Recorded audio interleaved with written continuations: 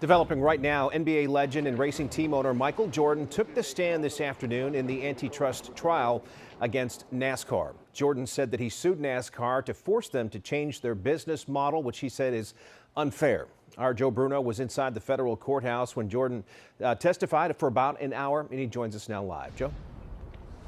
It'll be interesting to hear Jordan after this trial talk about just how that experience compared to all the other big moments he's been a part of. You know, he kind of let out a big sigh of relief after he finished his testimony that could shake up the world of racing. Michael Jordan was all business as he entered Charlotte's federal courthouse Friday morning.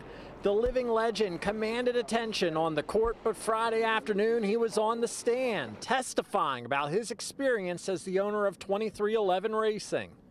The six-time NBA champions team and Front Row Motorsports are suing NASCAR, accusing the stock car series of being a monopoly that leaves teams with no choice but to comply with rules and financial terms.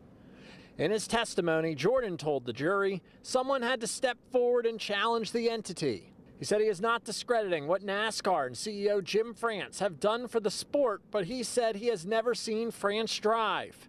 He said the risk is on the drivers and the teams, and they should get more credit, especially since drivers are the ones risking their lives. That credit Jordan is talking about is cash. He thinks the teams aren't earning enough revenue and they are handcuffed by NASCAR's charter system that guarantees a spot for them to race.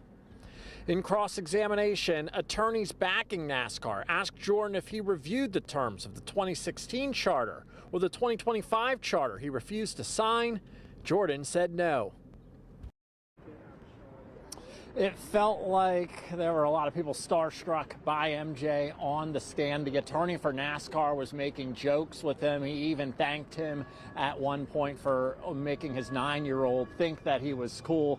And there was a lot of old school reporting going on today. You know, phones aren't allowed inside the federal courthouse. So as soon as Michael Jordan was finished testifying, a lot of people left the overflow room, rushed out of the building so they could make calls and texts to relay what exactly he said.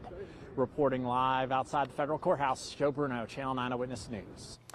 All right, Joe, thank you for that. Jordan actually took the stand after Heather Gibbs, co-owner of Joe Gibbs Racing. She testified about what she called a last-minute deadline NASCAR gave the teams to sign their charters.